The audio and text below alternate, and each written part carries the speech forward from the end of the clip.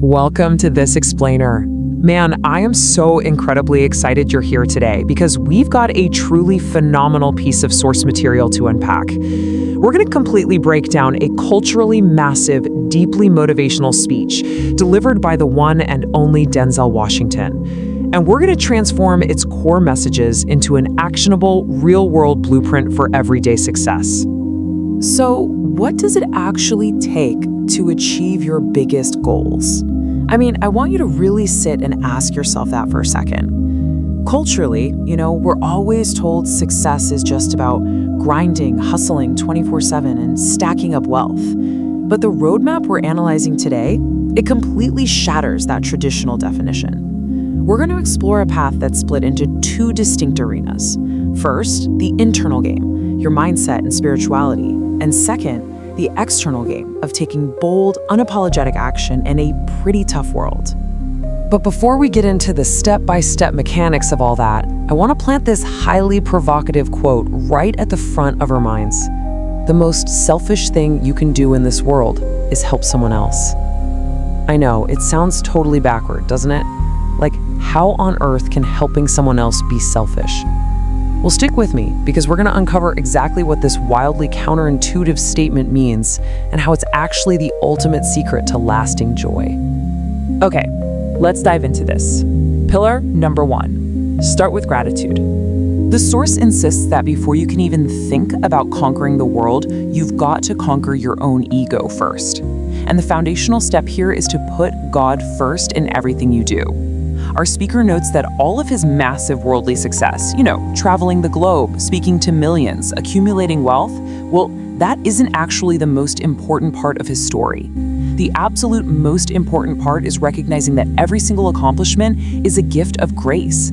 By acknowledging that your gifts, your direction, and your protection come from a higher power, you maintain the ultimate tool for long-term success, and that tool is humility. To put this into practice, the speaker suggests this brilliant, slightly humorous, but profoundly serious daily routine. Tonight, when you go to bed, push your slippers way under your bed. Why? So that tomorrow morning, the very first thing you physically have to do to start your day is get all the way down on your knees to reach them. And while you're down there on your knees, you say thank you. Say thank you for grace, thank you for mercy, thank you for understanding, for wisdom, for your parents, for love, kindness, humility, and peace. It's this simple physical act that forces a total spiritual reset before your day even gets rolling. Now, what's really fascinating here is how this completely redefines the whole concept of ambition. Usually, we think of desire as this kind of greedy wanting, right? Like an ache for something we don't possess yet. But the speaker frames true good desire in the heart, whether that's a desire to help others, to grow, or even to make money, as proof. It's actual spiritual proof sent to you beforehand, indicating that the thing you're aiming for is already yours. It's literally a guarantee. It completely transforms ambition from a state of desperate longing into a state of deep, confident knowing. And because of that amazing guarantee, we arrive at this incredibly powerful directive. Say thank you in advance for what is already yours. Just let that sink in for a second. Say thank you in advance for what is already yours. The source repeats this with such a rhythmic intensity just to really underscore its power. The idea is, you don't wait until you cross the finish line to be grateful. You claim your goals long before you achieve them by expressing gratitude for them right here and right now. All right, once we have that quiet, grounded, internal mindset fully secured, we reach pillar number 2, the power of failing big. We have to take that internal confidence and project it outward into a very loud, demanding world. Because the speaker pulls absolutely no punches here. It is a mean world out there. It can be a really frightening new world. But today is the absolute beginning of the rest of your life, and you only live once. Because of that, you simply cannot afford to play it safe. You've got to do what you feel truly passionate about. You have to take chances professionally. And crucially, you cannot be afraid to fail big. Dreaming big absolutely requires the courage to fail big.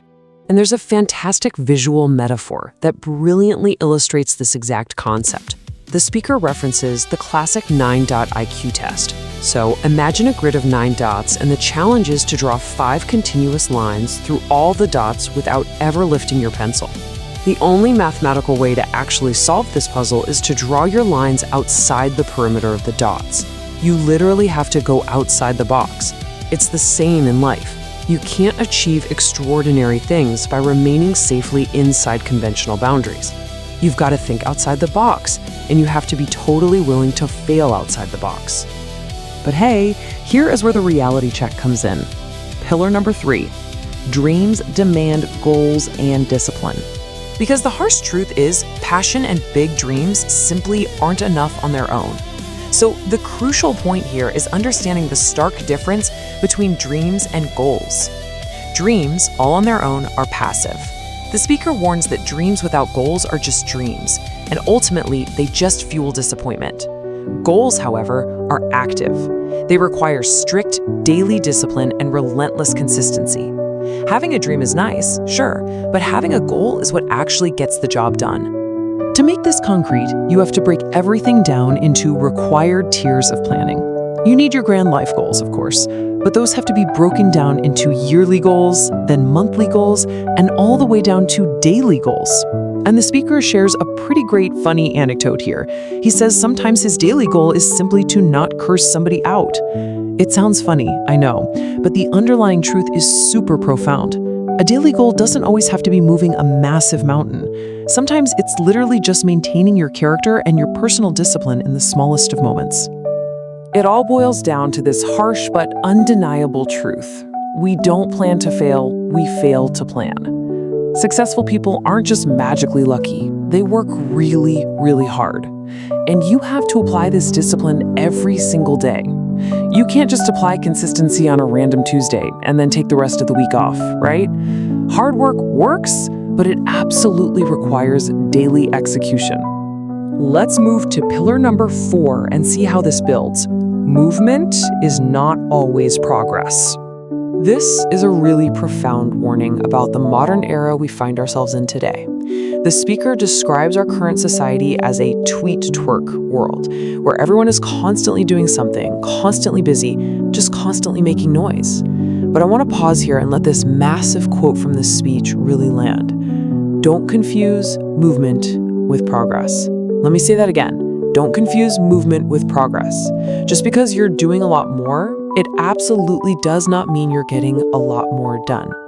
The speaker actually borrows a piece of wisdom from his mother to explain this perfectly. Movement is just running in place.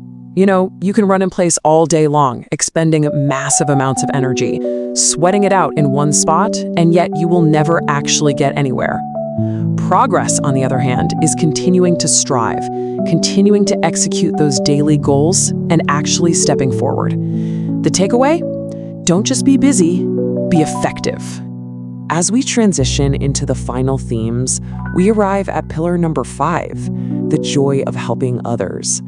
This circles all the way back to the spiritual and legacy-focused mindset we started with. This right here is perhaps the most unforgettable quote from the entire source text, and it's delivered with some serious heavyweight. You'll never see a U-Haul behind a hearse. Wow. I mean, it is the ultimate reality check regarding material wealth and the end of our lives. The speaker makes it bluntly clear he doesn't care how much money you make because you simply cannot take it with you. He even injects a brief, tasteful moment of historical humor, pointing out that the ancient Egyptians tried taking all their wealth with them into the afterlife, and you know what happened? They just got robbed. The point is crystal clear. The measure of your life is not about how much you have. It is entirely about what you do with what you have. We all have different talents, right? Some people are doctors, some are lawyers, teachers, nurses, or preachers. But the ultimate joy is found in using whatever unique talent you have to help others. And this is exactly why we started today by asking how helping someone else could possibly be selfish. It's because the sheer gratification, the immense goodness, and that profound feeling of joy that comes back to you when you help someone else, it's better than any piece of jewelry. It's better than any luxury car, and it's certainly better than any big house. True success lives in the joy of lifting others up. So I want to leave you with a deeply provocative question today. Are you just making a living, or are you making a difference? I challenge you to take these pillars, the gratitude, the discipline, the courage to feel big, and that drive to help others, and apply them to your own life today. Stop running in place, start actually walking forward, and ask yourself what kind of legacy you're building right now. Thank you so much for joining me on this explainer, and I'll catch you next time.